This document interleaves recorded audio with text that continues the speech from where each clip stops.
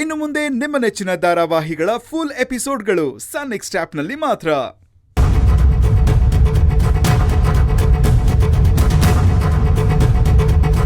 ಎಲ್ಲದಕ್ಕೂ ಒಂದು ಲಿಮಿಟ್ ಅಂತ ಇರುತ್ತೆ.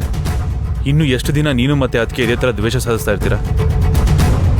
ಇಲ್ಲಿ ನೋಡಿ, ನಾನೇನು ಅಂತ ನಿಮಗ್ ಗೊತ್ತು. ಈ ಮನೆಯಲ್ಲಿ ಯಾರೇ ಟಾಂಟ್ ಮಾಡಿದ್ರು, ಕೊಂಕ್ ಮಾತಾಡಿದ್ರು, ನಾನು ಎಲ್ಲಾನು ಸಹಿಸ್ಕೊಂಡೇ ಬರ್ತಾ ಇದ್ದೀನಿ. ಎಷ್ಟೋ ಸಲ ಕೋಪ ಮಾಡ್ಕೊಂಡು ನೀವು ಮಾತಾಡಕ್ ಮುಂದಾದಾಗ ನಾನೇ ನಿಮ್ಮನ್ನ ತಡೆದಿದ್ದೀನಿ. ಸುಳ್ಳ?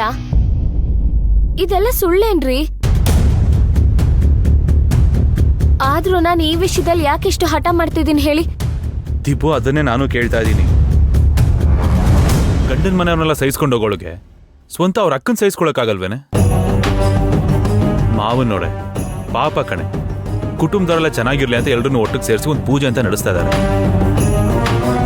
ಈ ವಿಷಯದಲ್ಲೂ ನೀನು ನಾ ಅಲ್ಲೋಗಲ್ಲ ಇಲ್ಲೋಗಲ್ಲ ಅವ್ರ ಮನೆಗೆ ಹೋಗಲ್ಲ ಅಂದ್ರೆ ಹೆಂಗೆ? ಭುವಿಯತ್ಕೆ ಮನೆಗೆ ಹೋಗ್ತೀನಿ ಅಂದಾಗ ಮಾವನ್ ಮುಖ ಹೆಂಗಾಯ್ತು ಅಂತ ನೋಡ್ದೆ ತಾನೆ? ನೋಡಿ, ಅವಳು ನನ್ಗೆ ಒಡ ಹುಟ್ಟಿದ ಅಕ್ಕ. ಅವಳ ವಿಷಯದಲ್ಲಿ ನನಗೆಷ್ಟು ಜವಾಬ್ದಾರಿ ಇದೆಯೋ ಹಾಗೆ ನನ್ನ ವಿಷಯದಲ್ಲೂ ಅವಳಿಗೂ ತುಂಬಾ ಜವಾಬ್ದಾರಿ ಇದೆ ರೀ. ನಾವು ಅವಳಿಗೆ ಎಷ್ಟೆಲ್ಲ ಸಹಾಯ ಮಾಡಿದೀವಿ ಅಂತ ಮಾತಾಡ್ತಾ ಹೋದ್ರೆ ತುಂಬಾ ಚೀಪ್ ಅನ್ಸುತ್ತೆ. ಆದ್ರೂ ಆ ಕೃತಜ್ಞತೆ ಅವಳಿಗೊಂದ್ ಚೂರಾದ್ರೂ ಇದ್ಯಾ? ನಂದೇನ್ರಿ ತಪ್ಪಿತ್ತು ಅದ್ರಲ್ಲಿ? ಸರಿ ಆಯ್ತು, ನಂದೇ ತಪ್ಪಿತ್ತು ಅನ್ಕೊಳ್ಳೋಣ. ಏನೋ ಒಡ ಹುಟ್ಟವಳು, ಚಿಕ್ಕವಳು, ನಾವೇ ಅನ್ಸರ್ಸ್ಕೊಂಡು ಹೋಗೋಣ ಅಂತ ಅವಳಿಗೊಂಚೂರಾದ್ರೂ ಅನ್ನಿಸ್ಬೇಕು ತಾನೆ. ಅವಳಿಗೆ ಅನ್ನಿಸ್ಲಿಲ್ಲ ಅಂದ್ಮೇಲೆ ನನಗೆ ಯಾಕೆ ಅನ್ನಿಸ್ಬೇಕು? ಹೊಟ್ಟೆ ತುಂಬಿದವ್ರಿಗೆ ಊಟ ಕೊಡೋದಕ್ಕೆ ಹೋದ್ರೆ ನಾವೇ ಮೂರ್ಖರಾಗೋದು.